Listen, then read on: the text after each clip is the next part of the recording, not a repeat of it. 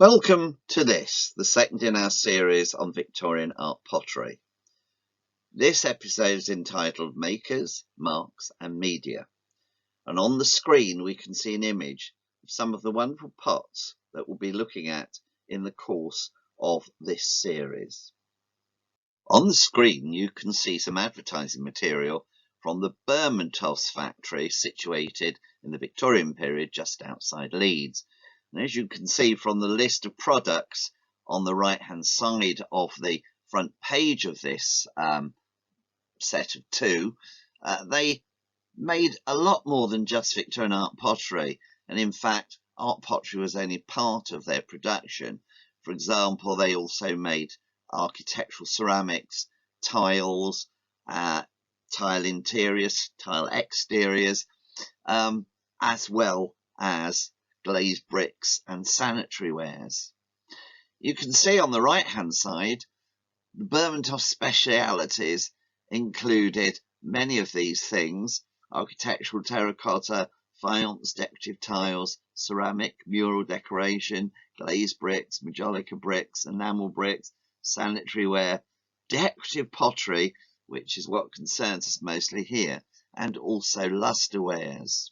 Victorian art pottery was produced by a number of ceramic firms in Britain, some of them quite large, such as Bermontos or Dalton's. Some of these producers were companies already in existence, producing other forms of ceramics, such as more traditional wares alongside their decorative wares, sanitary wares, for example, and pipes, or in some cases tiles.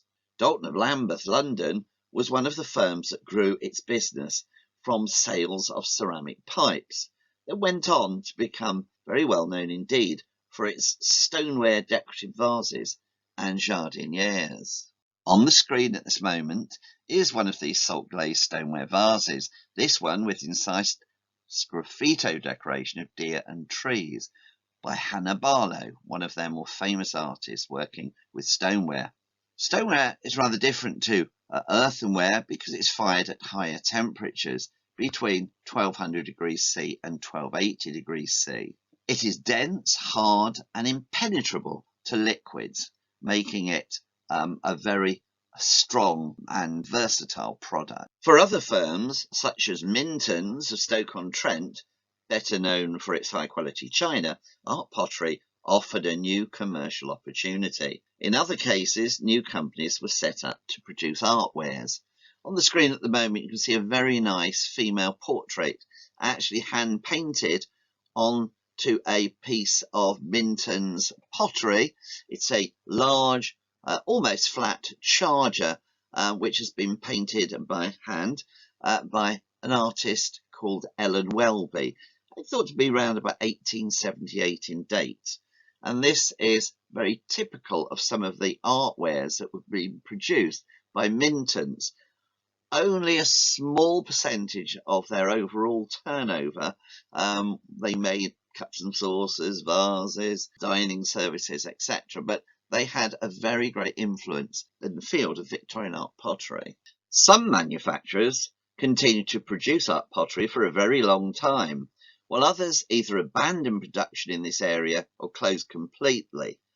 The vagaries of fashion meant that it was an uncertain business in the long term. We can see this when we study the lifetime graph of the various main Victorian art potteries. The table that I'm about to show you is taken from E. Lloyd Thomas's Victorian Art Pottery, a wonderful textbook written in 1974, which today is still read and provides a lot of chronological information on the production of various art pottery firms. And here we are. As you can see here along the top of this chart, this chronological table of the main Victorian art potteries, we have the date through to 1900 and then on to 1910, 1920. It's basically the period from about 1870 through to I suppose the First World War, just slightly further on, perhaps in some areas a little bit later. It's this period that we can see Victorian art pottery at its best. You can see that the graph shows us on the left-hand side a series of different names. Who were the factories producing this art pottery? At the top we can see De Morgan, Martin, Elton and Dalton. De Morgan, one of William Morris's great friends, produced pottery that was sold in William Morris, great arts and craftsman's shop in London. Martin represents the four Martin brothers, who had a stoneware, or largely stoneware, factory, first at Fulham and then Southall in London. Elton stands for Elton the Baronet Potter, whose pottery was located just outside of Bristol, Clevedon Court, where he had his own stately home. And Dalton, of course, is a factory that we've already mentioned. And here we have another example of Dalton, just to remind you what it looks like. This time a salt glazed stoneware tankard decorated with sgraffito design, very much like the one you've already seen, the vase you've already seen, but this time by Hannah Barlow's sister, Florence Barlow. Again, late 19th century. You can see here this one, I suppose it's had some damage. I can see some cracks on this piece, and so previous owner has had a silver plate or even solid silver collar put around the top of this vessel, and it does frequently happen when pieces are damaged in this way. Back to the chart, the chronological table, there are all sorts of other names here. Watcombe, Allerdale, Torquay, all down in the West Country. The Rye Pottery, Branham's of Barnstaple, Linthorpe, the very large pot on the first screen of this presentation, those wonderful hand-painted flowers, was made at Linthorpe in Middlesbrough in the north of England. And then, of course, Bermontoft's, Bretby, and finally Alt. There were other art pottery factories, but these are probably the best known, the ones that you're going to come across the most. You can see that the lifetime of these potteries is very varied. The De Morgan factory ended with the retirement of William De Morgan, who became a very successful novelist in his later years. He was much better, I think, or much more successful at writing books than he was in making money out of his pottery. The Martin brothers, you can see their factory went on a little bit longer, but based in Fulham and then in Southall. Eltonware, again, largely continuing up until the end of the life of Sir Edmund Elton. It did continue for a little bit longer, but not for much longer. Dalton, of course, was a factory that continued to make ceramics right up to almost the present day. And likewise, Watcombe. Branham and Barnstaple, we'll have a look in just one moment at a piece produced by Branham's of Barnstaple, and their output went on again well on into the late 20th century. And then Linthorpe, perhaps the best known of all the mass production art potteries outside of Dalton. Linthorpe in Middlesbrough only lasted basically from 1879 to 1889. An attempt to keep it going for a little bit longer was unsuccessful. Bermontoft's, just outside Leeds, starts around about 1880-81. They stopped making art pottery about 1904, but then they continued up into the mid-1950s, making architectural ceramics and particularly glazed tiles. Bretby in Derbyshire, they also had a very long run and lasted well on into the late 20th century, as did Alt & Co. On the screen now we can see a marvellous example of a vase by Charles Hubert Branham's Barnstaple works. This is an earthenware vase decorated, as you can see, with the dragon design. Earthenware is quite different to stoneware, as it's fired at temperatures below 1200 degrees C and can be made at temperatures as low as 600, though usually a little higher than that. It is not as hard or as hard wearing as stonewares and absorbs liquids, such as water, when it's unglazed. basic low-fired terracotta products, such as flower pots, for example, often red in colour, when you pour water into them, if you've got a plant that you're watering in a flower pot, you can actually see that water seeping through to the outside of the flower pot. So if you want a pot to hold water, you need to do something about it. Art pottery wares, therefore, are usually covered with coloured lead glazes, making the vessels impenetrable to liquids. And that's the case, as you can see here. You can see this wonderful and rather shiny lead glaze on this pot. Often found at temperatures up to 1,000 degrees C, much British art pottery is earthenware, although sometimes bone china or porcelain is used, particularly for finer art products, and of course a lot of continental artwares are made in porcelain. Well, now that we have looked at some of the makers who produce Victorian art pottery, when you actually have a pot in your hands, and you're inspecting it and wondering who made it or what date it might be, how do we answer the questions that you might have? Well, the first thing is to look under the base of the individual vessel to see what it can tell us. And we're now going to have a look at the various marks that you might encounter on the bases of Victorian art pottery. I've left quite a lot of text on the accompanying sheets that you're going to see in the next few minutes, because there's quite a lot of technical information there that you may wish to, if you're watching this as a film, stop the film and read it out to yourself. But let's continue. So, marks on ceramics, an aid for identification. Now, I've encountered pottery as a collector, someone who's occasionally sold it, seen lots in the auction house, etc. And of course, I've written about ceramics as well in academic journals. For the study of ceramics is a very large, both academic and also professional field. From a commercial point of view, ceramics is an important area, with most major auction houses offering quite often specialist ceramic sales to provide for the many dealers and thousands of collectors interested in British, European and Oriental ceramics, just to mention a few areas. Now, this session looks at marks found mostly on British ceramics, and indeed many of them are very much English ceramics. Recommended reference work for this topic is a wonderful book by the late Geoffrey Godden.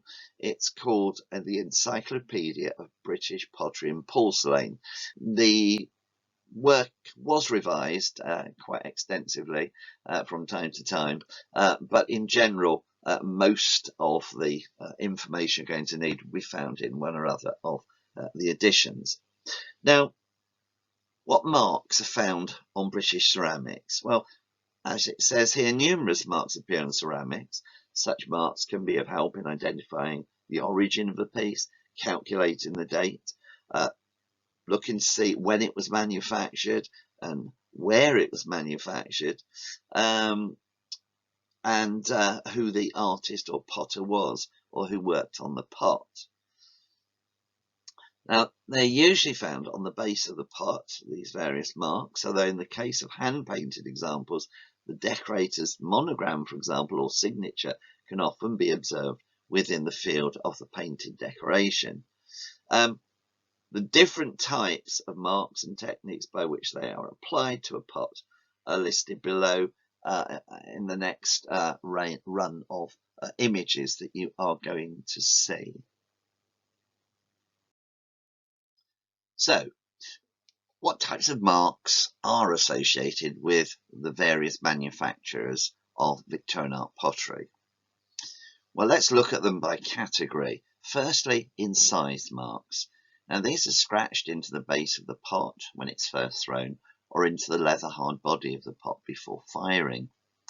The marks are produced with the aid of a relatively sharp instrument, which tends to leave a raised edge to the outside edge of the scribed mark. Signatures and initials, as well as year dates, are often executed using this technique, and a good example of this type of mark can be found on the late Victorian into Edwardian wares produced by Charles Hubert Branham Limited of Barnstaple, where the incised mark C.H. Branham Barham is often accompanied by a year date.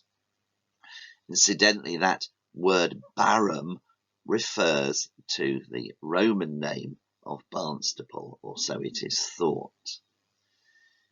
On the right-hand side of the screen, we have the base of a pot made in Barnstaple. You can see quite clearly it says Barnstaple across the surface of the base. But above the word Barnstaple, we have the name Baron rather than Barham. And that's because this is from another factory in Barnstaple, owned by a man called Baron, who was in competition with C.H. Branham. The other mark that we see on this base is the number 54, not in this instance to indicate a date of 1854, but more likely to indicate the shape number, as most of these factories designated various shapes by their shape numbers, quite a common occurrence. Impress marks are also commonly found on the bases or the underside of Victorian art pottery, vases, bowls, plates, etc. Now these are made by impressing a metal die, usually to the base of the pot before it is fired. When new, a metal die will produce a sharp impress mark.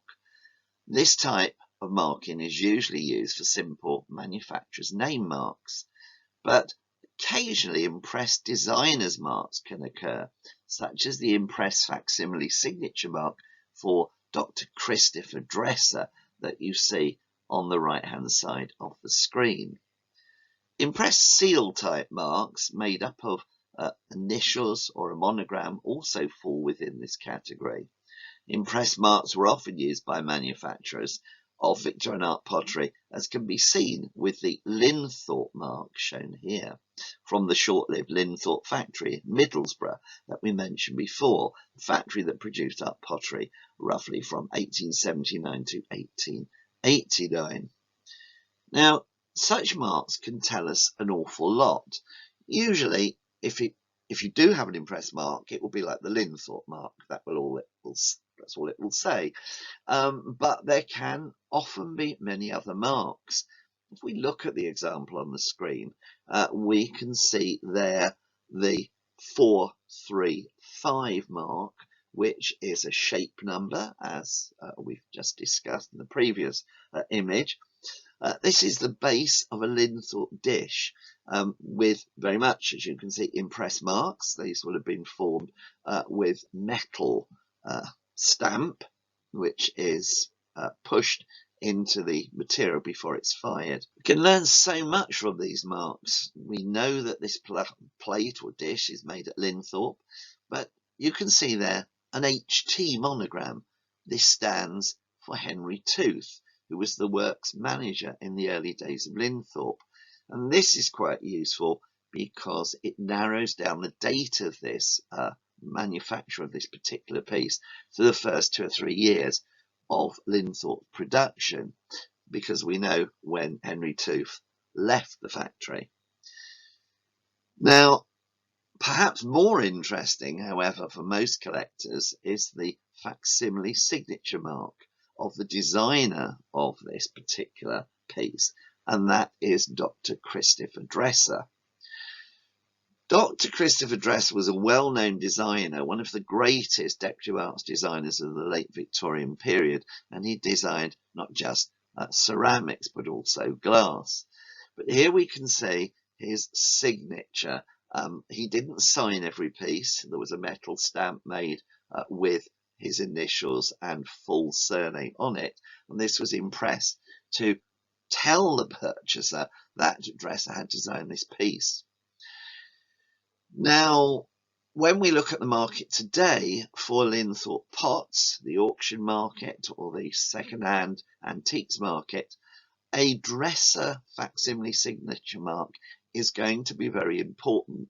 It can sometimes mean that the piece of Linthorpe you're buying is going to cost you 2, 3, or even 4 times as much as another Linthorpe piece, which was not designed by Christopher Dresser.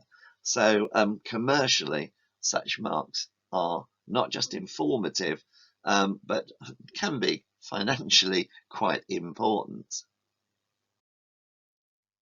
This screen is just to show you a somewhat later piece of pottery made in the mid-1920s by Carter, Stabler and Adams, best known to many of us as pool pottery. I won't discuss it further, but to show you the mark in the centre, which is another one of these stamp impress marks. Perhaps more importantly, the illustration at the bottom of this screen shows a metal die trademark stamp for making such impress marks used by the Pilkingtons Tile and Pottery Company Limited in 1912. And we know that it's 1912 because that is what is shown to you by the Roman numeral figure X11 or 12. So that stamp would have been used for stamping pieces of art pottery in 1912 at the Pilkingtons Company. Printed marks are not particularly commonly found on Victorian art pottery, though they do exist. They are more the preserve of traditional output of ceramics factories. But printed marks, as we say, do exist, and they are produced by transferring a manufacturer's mark from an engraved copper plate to the pot by means of a paper which carries the printed ink mark and then deposits it onto the surface of the pot. The marking process can be performed either before or after glazing. Printed marks can carry various items of information, but are usually employed to give the manufacturer's name and the name of any decorative printed pattern found on the surface of the pot. For example, I think this is the reverse of a plate made by the Ainsley Company. Printed pattern marks can also be found in conjunction with impressed makers' name marks. So it's quite often the case that you will find a printed, for example, Minton mark alongside an impressed Minton mark on wares made by that factory. At the bottom of the screen, a mark by the Dutch Rosenberg factory displays a number of other painted marks in addition to the printed factory mark, which is the rather greyish looking coloured mark on this Rosenberg piece. We won't go into this at the moment. In fact, there are one or two of them. I don't think I know what they are. I'd have to look it up. But you can see quite a wealth of marks can be found on the bottom of these pieces. Painted marks. And these are usually applied over the glaze during or after the vessel has been decorated. Occasionally, some early porcelains decorated in underglaze blue have a workman's or factory mark or marks painted in blue under the glaze. For example, the crescent marks on early Worcester vessels that are frequently found on pieces from the middle of the 18th century are usually painted in underglaze blue. The specimen spode mark here, along with the shape number that has been placed on the particular piece over glaze, is a good example of what some of these marks look like, though indeed this spode mark predates Victorian art pottery by a long way. At the lower part, on the lower part of the screen, we can see a moulded mark. Now, these are quite unusual and don't occur on that many factories, but these are raised marks found on the base of pots. They are formed in the moulding process when the vessel is made. The mould having been impressed with a maker's die stamp. This is usually on slip cast wares where liquid clay is run into a plaster mould. Vessels that display these low relief marks usually have a slightly domed base or a foot ring to prevent the mark causing instability. You don't want your vase to rock, for example, on a projecting mark. A good example of this type of mark is that used by William Ault in the late 19th century, and it shows us this rather ancient looking vessel, and there's a ribbon below it, you can probably see towards the bottom right hand corner of the image, and that's because it has a lot of glaze on it. The glaze has obscured the letters A-U-L-T, which should be there and clearly visible to you, showing that this is a piece of Ault faience. Artist marks. Now, these marks can be very varied, and they're to be found in a number of different places on particular ceramics. In the 18th century, such marks are often termed workman's marks or painter's marks, but in the 19th century, they're much more likely to be termed artist marks. How the fashions change. Such marks can be numbers, symbols, initials, monograms, or full signatures, depending on the manufacturer or indeed the chronological period. For prior to the late 19th to the early 20th century, full signatures are not common. Factories didn't tend to use them, preferring to have the name of the factory on the piece being making itself more important than the actual artist who was employed at the factory. Now, artist marks are associated frequently with hand-painted decoration and can usually be found on the base of the vessel or within the area of the painted decoration. The illustration that you see here shows the base of a Bermontoff's art pot produced around about 1888, and this shows the artist's monogram LK. We can quite clearly see the Bermontoff's faience impress mark with a 5 above it. The blue, dark blue and turquoise against a white background design that is visible beyond the area of the base is going to be probably design 90, and the rather strange looking monogram at the bottom, LK, stands for Leonard King. And for many, many years, this mark was misinterpreted, and then quite often it was decided by experts on Bermontoff at the time that it was not possible to know who LK was.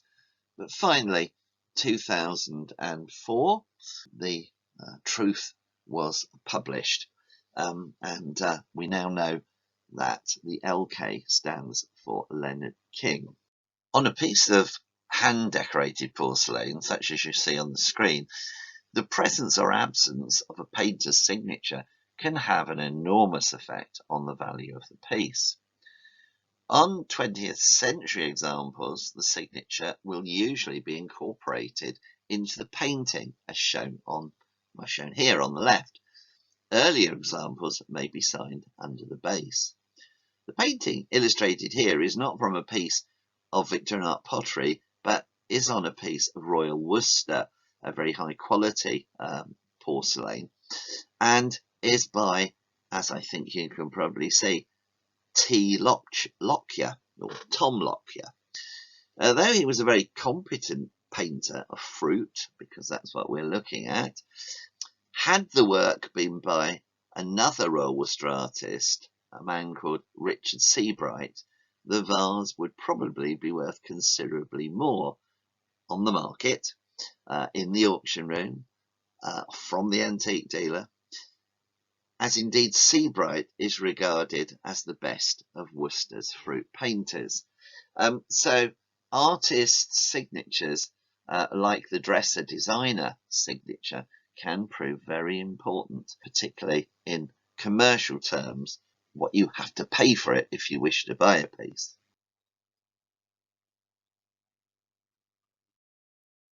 On Victorian art pottery, applied marks are relatively rare. When they do exist, they are formed in separate moulds and placed in position on the base of the pot before firing. This is an applied factory mark on the base of a press moulded jug by Charles May of Hanley, and really has very little to do with Victorian art pottery, but it's nevertheless useful to know that such things do exist. Right, let's have a look at one or two other types of mark. In this instance, pad or patch marks. These are marks resulting from the manufacturing process where the vessel, might even be a figure, was supported on clay pads, small balls frequently, during firing. When the pot is taken out of the kiln, the balls are no longer useful. They've been put there to bring the pot up off the floor of the kiln so that it doesn't stick to the kiln or to anything else. And so once the kiln load has cooled, the vessels can be removed from the kiln, and the small clay balls or clay pads can literally be knocked off the bottom of the vessel in question. Having been detached, the former presence of these supports can still be seen where the base shows circular unglazed patches. Now, many 18th century Derby figures display these marks, which appear usually as 3, sometimes 4, matte and slightly discoloured areas against a glossy white background. It's not a commonly used technique for Victorian art pottery, but in the late 19th into early 20th century, this technique was used by Sir Edmund Elton at his Sunflower Pottery in Clevedon, Somerset. Remember, we mentioned him before. This is Sir Edmund Elton, the so-called baronet potter, and you can quite clearly see his name painted onto the base of this pot, Elton. The name painted onto the pot before the vessel was glazed. Another type of marks are registration and date marks, and these are obviously very useful for helping to date the design and indeed sometimes the actual date of the piece of pottery you might be contemplating buying or inspecting for some other purpose. Now, registration marks in the form of a diamond-shaped device occur on British ceramics from 1842 to 1883. In the antiques world, the auction profession, such lozenge or diamond-shaped devices are also known as kite marks. This mark was to show that a shape or decorative design had been registered at the Patent Office in London. In effect, it was very like a type of short-term patent or copyright, and was listed as such. And once registered, the shape or design was protected from copying by other manufacturers for an initial period of 3 years. As can be observed in the accompanying illustrations on this screen and the next, each device carries several numeral and letter codes, and these indicate the date when the design was first registered. Now, this is very useful information for dating when an object was first manufactured, although it could have been manufactured in subsequent years, so one has to bear that in mind. Most registrations were taken out by British manufacturers, but foreign companies also took advantage of this facility. And the marks can be moulded, impressed, even printed. The numerals and the letters found on kite marks were arranged in different ways depending on which of the two marks was current. I'll explain. From 1842 to 1867, the upper diagram that you see on the right-hand side, the year letter is located in the top corner of the lozenge, and from 1868 to 1883, the lower diagram, the year letter is moved to the right-hand corner. The other marks, as indicated in the two diagrams, move accordingly. So, the Roman numeral 4 in the small circular projection at the top of each mark also is important, for it signifies the class of materials from which the object is made. In this case, the class number is for pottery and porcelain objects. But if it was a number 1 in Roman numerals, it would be a metal object, 2 for wood, or 3 for glass, if the object was made of one of these latter materials. But obviously it's pottery that we're interested in, so that would be numeral 4.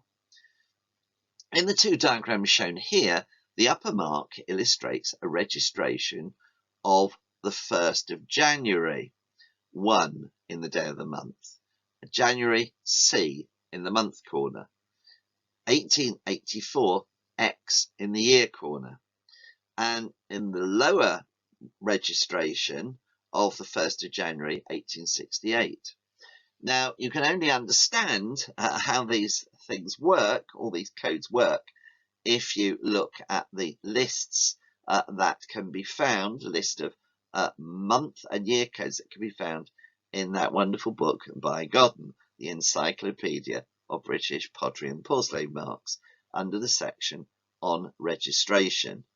So, as I mentioned a moment ago, these marks can be found either printed, impressed, or moulded on objects.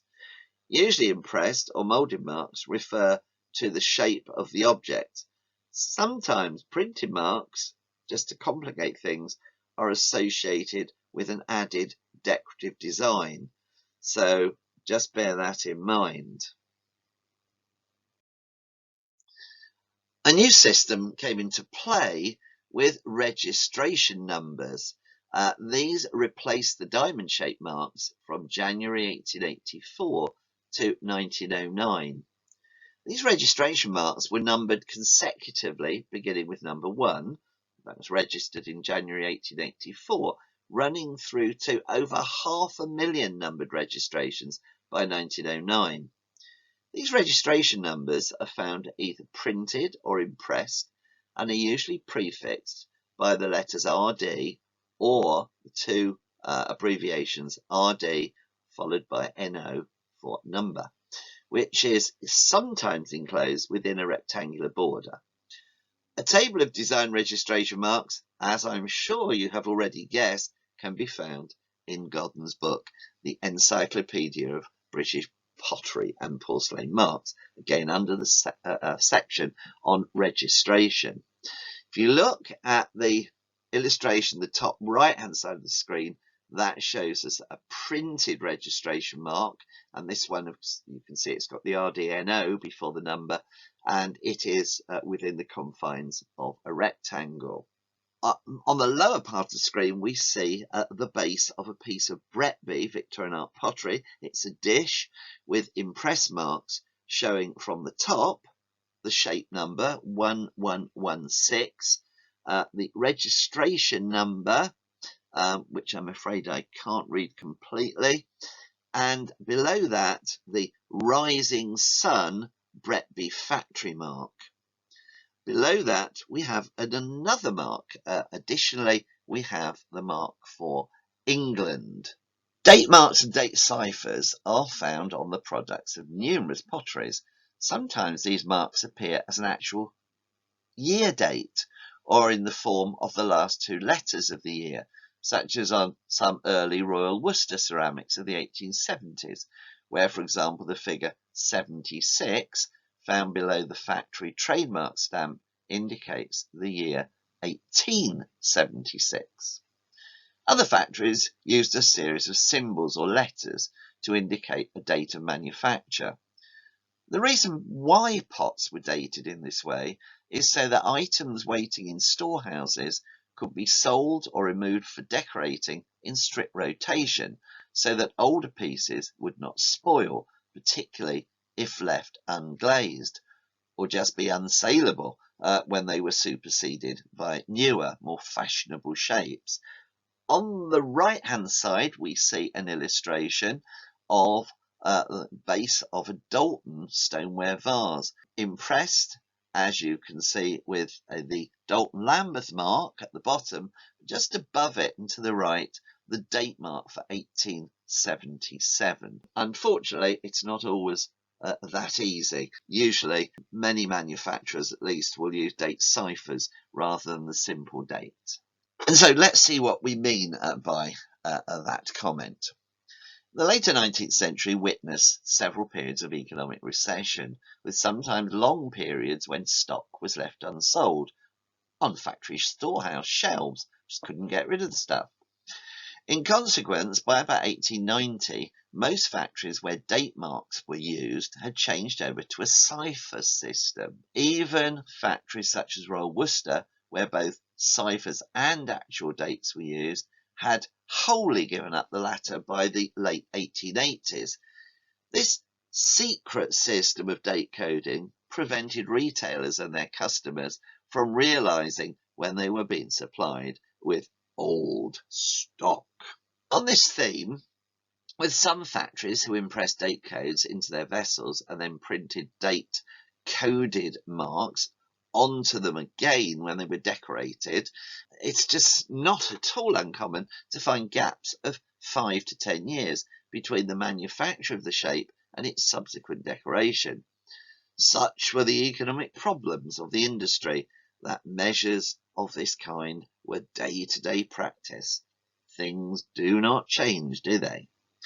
And so we see here below the text 2 marks.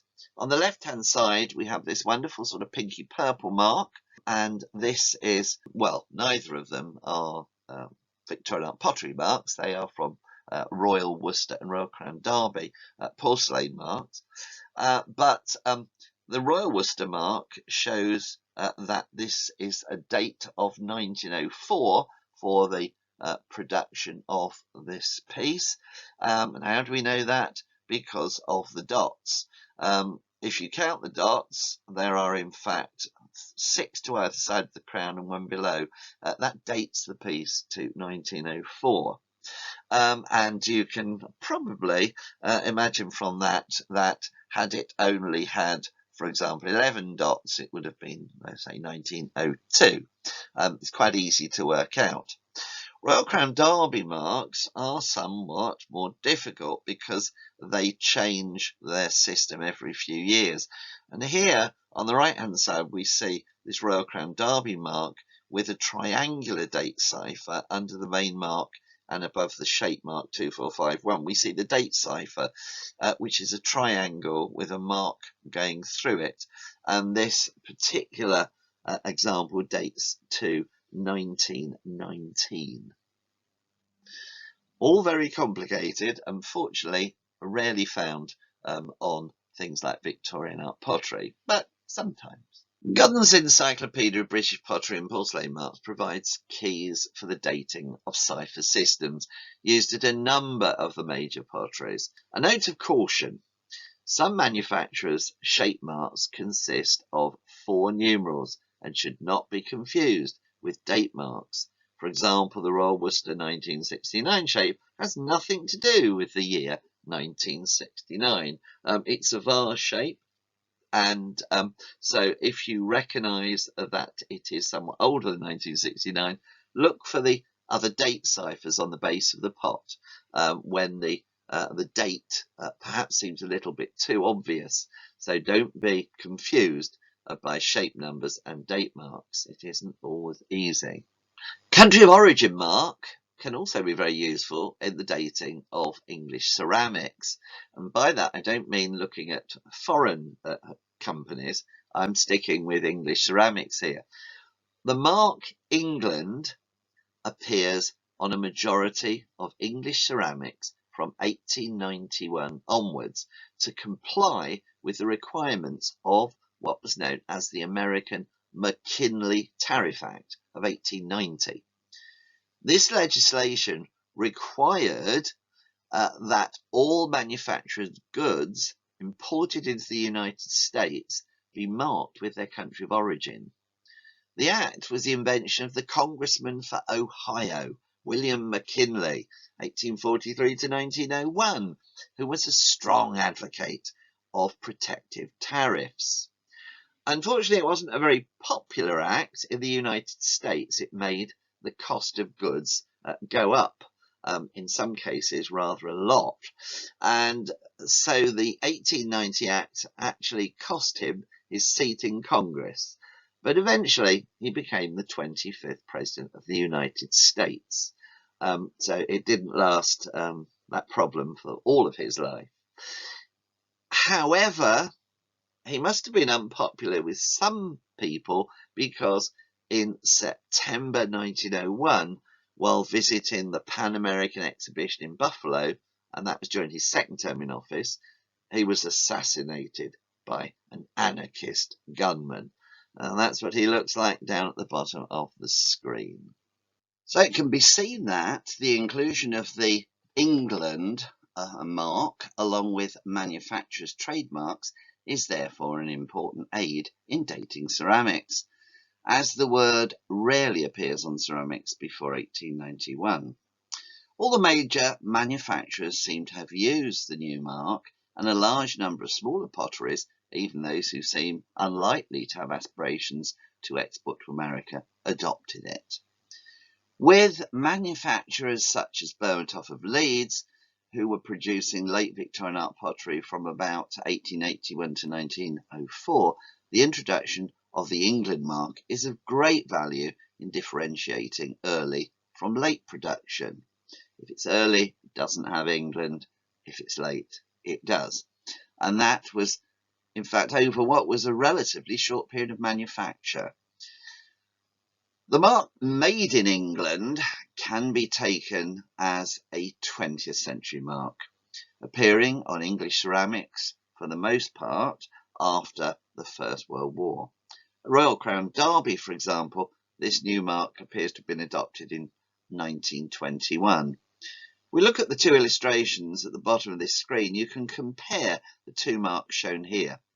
Both are Royal Crown Derby marks, but that on the left is dated to 1919, and that on the right to 1938. And that's, of course, after the change to the Made in England mark, the formula adopted in 1921 at Derby. Notice how the, if we like, nationality mark changes position from vertical to horizontal.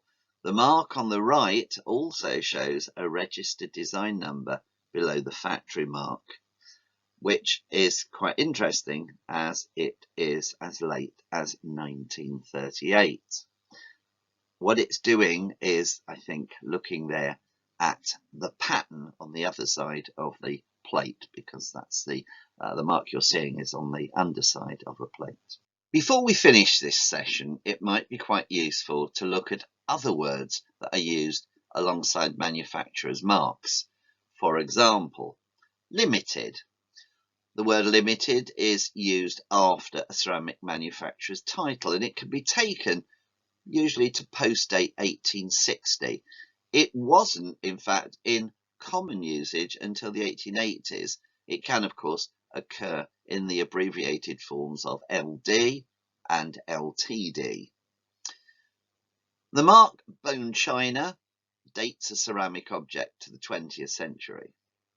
And finally, the mark trademark occurs subsequent to the 1862 Trademark Act and was not used extensively until after about 1875. So it can be seen from what we've been looking at that all those marks that you find on the underside of plates and vases and bowls can in fact often tell you a great deal about the piece that you're looking at.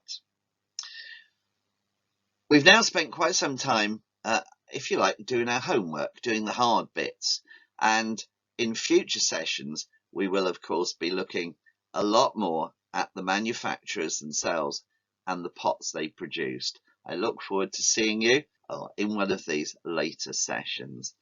Thank you very much indeed for watching this, and if you'd like to press the subscribe mark on this YouTube video, I'd be very grateful. Thank you.